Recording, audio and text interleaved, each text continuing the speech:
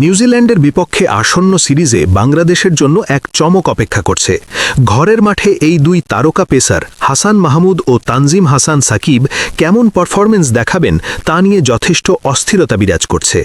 Fitness এবং fielding সেশনে তারা সবার নজর কেড়েছেন, তবে ইনজুরি থেকে সদ্য ফেরার কারণে জাতীয় দলের ম্যানেজমেন্ট তাদের নিয়ে কোনো ধরনের ঝুঁকি নিতে চাইছে না। নিউজিল্যান্ডের বিপক্ষে ৩ ম্যাচের ওয়ানডে এবং পরবর্তী টি-20 সিরিজে কে মাঠে নামবেন তা নিয়ে ইতোমধ্যেই কূটনৈতিকভাবে আলোচনা শুরু হয়েছে। ঈদের ছুটি শেষে জাতীয় দল আবার মাঠে ফিরেছে, আর সঙ্গে এসেছে এক ধাক্কা প্রস্তুতি। নাজমুল হোসেন শান্ত, মেহেদী হাসান মিরাজরা ছুটির পর প্রথম ধাপের অনুশীলনে ফিরেছেন, যেখানে মূলত ফিটনেস ও ফিল্ডিংয়ের ওপর জোর দেওয়া হয়েছে। নতুন মুখদের জন্য সুযোগ তৈরি হয়েছে, যারা জাতীয় দলের ক্যাম্পে প্রথমবারের মতো নিজেদের দক্ষতা প্রদর্শনের সুযোগ পেয়েছেন। এদিকে ইনজুরি কাটিয়ে ফেরার পর হাসান মাহমুদ ও তানজিম সাকিবও জাতীয় দলের সঙ্গে যোগ দিয়েছেন, তবে দেখা যাচ্ছে যে আসন্ন ওয়ানডে সিরিজে তাদের জায়গা পাওয়া সহজ হবে না। গত ঘরের মাঠের সিরিজে পাকিস্তানের বিপক্ষে টাইগারদের পেস ইউনিটের পারফরমেন্স ছিল দারুণ। বল হাতে তাসকিন আহমেদ, নাহিদ রানা ও মুস্তাফিজুর রহমান একের পর এক উইকেট তুলে নিয়েছেন, যা নিশ্চিত করেছে যে ওয়ানডে ফরম্যাটে কোনো ধরনের পরিবর্তনের প্রয়োজন নেই। ৩ ম্যাচে নাহিদ রানা করেছেন ৮টি উইকেট, যা যে কোনো বোলারের জন্য বিস্ময়কর রেকর্ড। তাসকিন আহমেদ পেয়েছেন ৬টি উইকেট এবং মুস্তাফিজুর রহমানও ৫টি উইকেটের মাধ্যমে নিজের ক্ষমতার প্রমাণ রেখেছেন।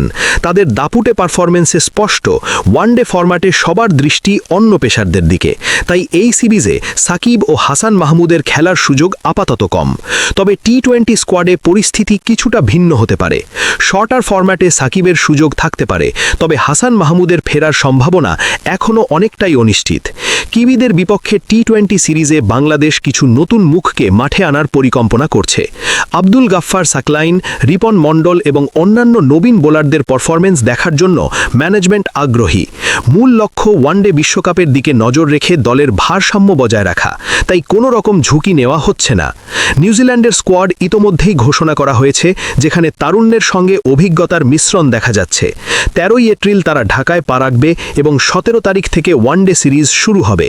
৩ ম্যাচের সিরিজের প্রথম ২টি ম্যাচ অনুষ্ঠিত হবে মিরপুরে, আর শেষ ওয়ানডে ম্যাচ অনুষ্ঠিত হবে ২৩ এপ্রিল চট্টগ্রামে। এরপর ২৭ ও ২৯ এপ্রিল চট্টগ্রামে প্রথম ২টি টি-20 ম্যাচ এবং সিরিজের শেষ ম্যাচ ২রা মে ঢাকায় অনুষ্ঠিত হবে। এই সময়সূচি সবসময় দর্শককে উত্তেজনায় ভাসিয়ে রাখতে যথেষ্ট।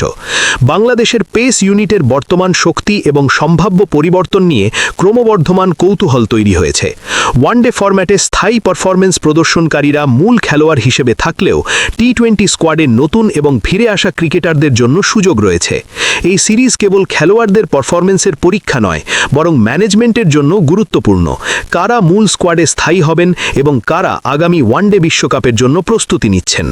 দর্শকরা নিশ্চয়ই আগ্রহী, কে মাঠে নামবেন, কে স্কোয়াডের বাইরে থাকবেন, আর কেমন চমক অপেক্ষা করছে নিউজিল্যান্ডের বিপক্ষে টাইগারদের জন্য। এই দ্বিপাক্ষিক সিরিজ কেবল বাংলাদেশের জন্য প্রতিযোগিতা নয়, বরং নতুন ক্রিকেটারদের পরীক্ষার ময়দানও, যেখানে তারা নিজেদের সামর্থ্য প্রমাণ করতে পারবেন। সব মিলিয়ে ঘরের মাঠে এই সিরিজ দর্শককে উত্তেজনায় ভাসিয়ে রাখবে এবং বাংলাদেশি ক্রিকেটের ভবিষ্যতের কিছু নতুন অধ্যায়ের সূচনা করবে।